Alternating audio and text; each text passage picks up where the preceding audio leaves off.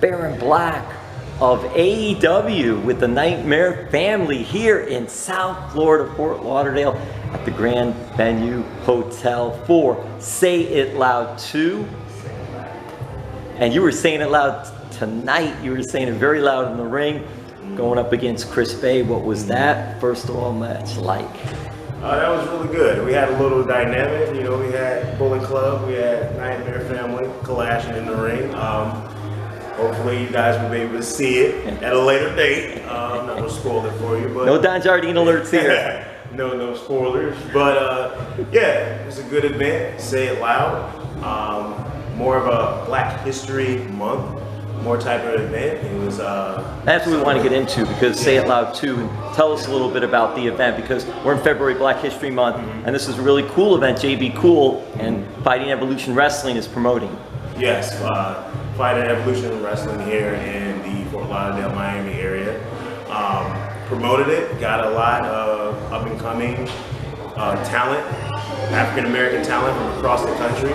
We all came together to say it loud that we're proud African American professional wrestlers, and just to shed light on a sport that typically doesn't get too much light in the African American community, because it's usually basketball, football, but you know, we also have other athletes that take other avenues such as professional wrestling. So that's what this event is really about, showing the world and showing the city of Miami or Fort Lauderdale, and showing that there's other athletes, that other avenues for African American athletes. So it's really cool. It's really cool, as you can hear the music in the background. Yeah. But the thing is too, I like to talk a little bit about your background of professional wrestling and who are some of the wrestlers, any ethnicity or race, creed, color, that you were into when you were watching professional wrestling. Man, look, I grew up watching mostly the Attitude Era. You know what I mean? Stone Cold Rock, NWO. My two guys was The Rock and Chris Jericho. Those are my two guys right there. Those are my two guys. But I also had a list of guys. Those are my top two guys, but I always had a list of guys that I always appreciated what they did in the ring, and I thought it was cool, and they did cool moves, you know what I mean? Like Kurt Angle, Dean Malenko. I loved Kevin Nash. I loved Razor Ramon, Scott Hall, like Hollywood Hogan, like, you know what I mean? But The Rock and Chris Jericho wasn't my top. And now it's so cool that being a part of AEW, and all of a sudden you're in the locker and there's Chris Jericho. And as a professional, no matter what profession you're in, that's got to be sort of like, okay, I don't want to be Joe Fan and say so, and be it like that, but you still want to say something. I don't know, did you get to say something to him at all? Well, the thing is, with my 2-year tenure so far now at AEW, I never told him that, and it hasn't came up until recently. He found out, and now we're like really, really cool, and he always checks on me. We have conversations all the time, and it still blows my mind. Like, this is the guy I used to, you know, terrorize my cousins and my siblings by putting the walls of Jericho on him. He's right here, and I'm doing the same profession he's doing. He's like right in front of me, having conversations, giving me advice and all that other stuff, critiques. It's like, it's still mind-blowing, even though I'm a full-grown adult and I'm doing the job that he's doing now. It's like, it's still mind-blowing. Oh man, this is something that 11-year-old me, 10-year-old me would not even imagine would have been possible. So, I love that. And tonight at Say It Loud 2, what was amazing was we got to see Too Cold Scorpio be a part of this show and still look in great shape and being out there doing his thing. What did you think about Too Cold being part of this whole event? Man, it's amazing. I think he's like timeless. He's like a classic. You know what I mean? He's like that Cadillac Brown. You know what I mean? Like that old classic car that you love, that Caprice Classic, that Bubba Chevy. You know what I mean? That Buick LeSabre. You know what I mean? He's like that old classic. You know your cars. You know your cars. I'll tell you right now. That thing will keep running as long as you take care of it. You know what I mean? And he's still going at it. You know what I mean? He's kind of like a legend to us.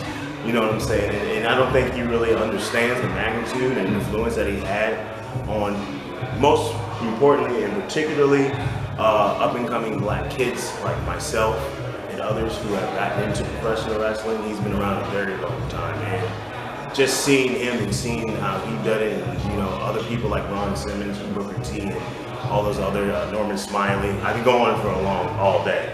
Like, I don't think they understand the magnitude that they had upon young African American wrestlers like myself. Like, you know, it made us believe that we can also do it too. Now you see a lot more of it in professional wrestling. So yeah, it was cool to actually see him. He still ain't missed a step. It's like you said, he's an old classic. Legend. Well, I'm gonna ask you about cars. What is your car of choice? My car of choice? You know what I mean? I ain't balling, you know what I'm saying? I ain't balling, you know? But I always wanted a Lancer Evolution. I always wanted one, but obviously couldn't get one. So I was like, oh, you know what? I'm gonna go ahead and get I'm a Nissan guy. Wow, I didn't see that. I didn't see that coming. Wow. I'm a Nissan guy, you know what I mean? Right now I got the 2021 Nissan Versa SR Sportsback. Something that I can actually, you know, afford. Well, I'll end it with this, and thank you for taking the time to do this. AEW, what a great company. And I know they have a big event coming up in Orlando, where they're going to have like a fan fest and Rampage, and then they're going to have their, is it Revolution? Revolution pay-per-view as well. It's going to be a mega weekend for Florida.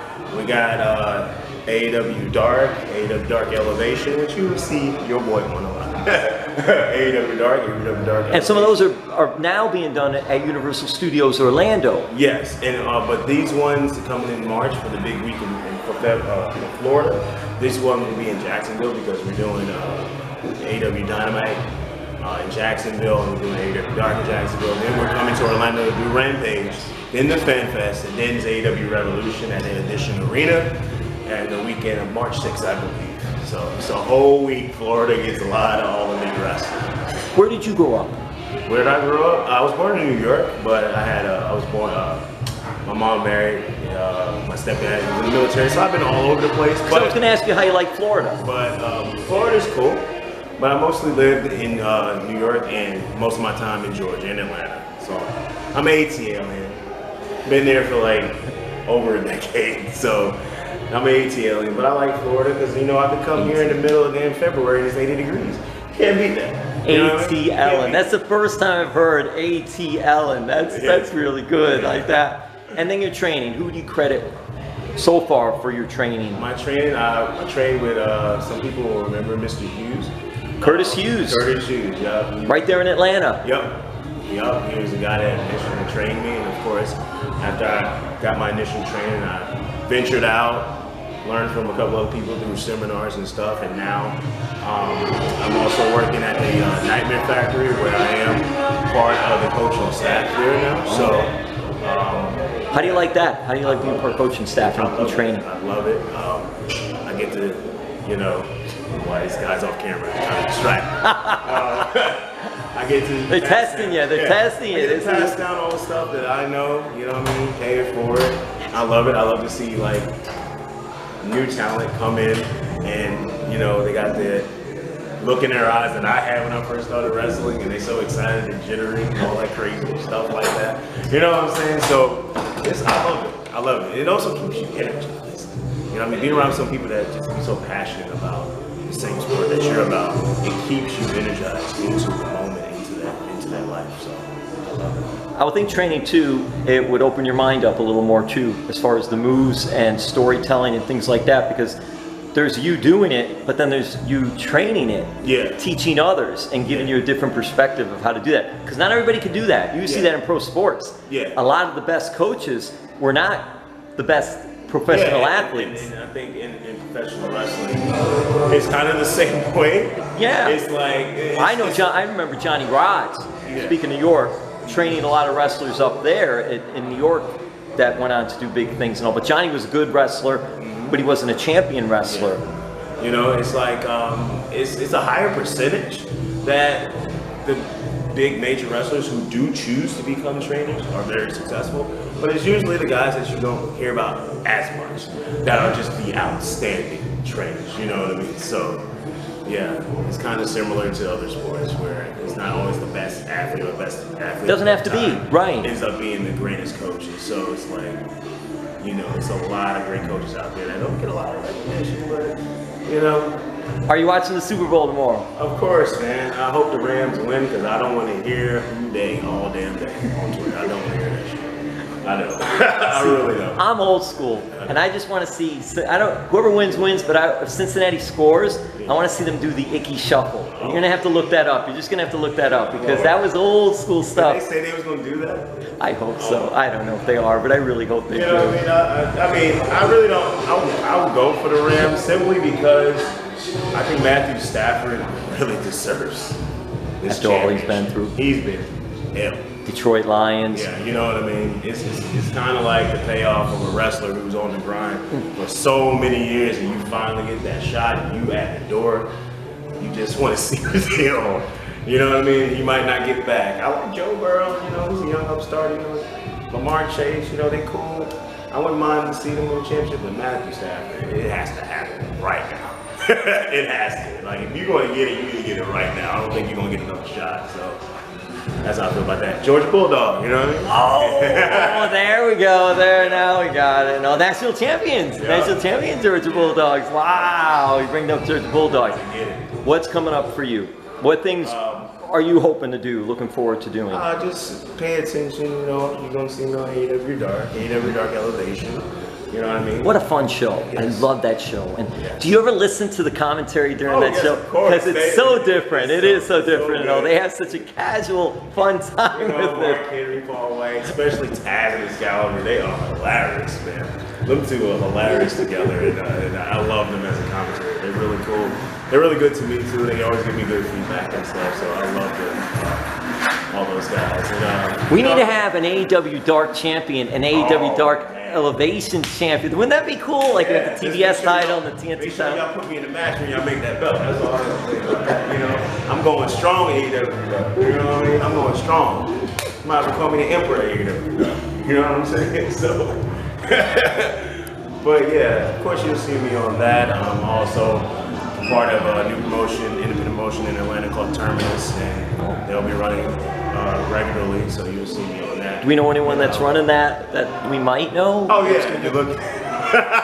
It's your own. You're doing your own. Me, and my good friend Jonathan Gresham, who is the Ring of Honor World Champ. Oh yeah. Yeah. So we both run that show, and what a great talent he is too, and a great person. Wow. Phenomenal. A lot of people don't. You guys working together, that's got a shot to be something good. We both came up together training. A lot of people don't know that part. Like we both came training under Curtis Hughes at the same time. Our career paths went different ways, you know what I mean? But now we've been able to come back together and do something special for our city in Atlanta. So isn't that crazy that you both were training there and who knew like years from now and then you both would be back doing something together and doing your own thing and all. That's really cool. All come back around, you know? All comes back around. Social media, wrap this up. Oh yeah, you can follow me on Twitter at The Emperor. That is TheEmpBruh, all together, you know what I mean? Or if you want to follow me on Instagram, I'm trying to step my Instagram up a little bit, you know what I mean? Gotta step it up a little bit. So follow me on Instagram. It's also The Emperor, but it's THE_, then Emperor, you know what I mean? And of course, I wouldn't say follow me on Facebook because I have no more space on my friend list. Oh, look at you. Look how popular you got. Look at you now. My requests are just ridiculous. That's what happens. I have no more space, so if you want to check out what I post on Facebook. Yeah, big time and everybody on Facebook now. I literally can't. I know. Once you get to a certain point, you can't do that unless you get rid of some. You don't want to hurt them. Can we up the count of friends? Like, it's been at 5,000 for like 10 years, ain't it? So it's like changing. You know, so, but yeah, Baron Black, you'll see me, you'll see, you know, me and my, you know, awesome gear, you know what I'm saying? So, Baron Black on Facebook, and yeah, that's where you can find me. FEW, Pioneer Revolution Wrestling, say it loud too. AEW Wrestling with the Nightmare family. Your own promotion, which is? Terminus. A graduate of Mr. Hughes's training facility in Atlanta, and my personal favorite, Mr. Nissan. Yeah. Nissan all day, every day.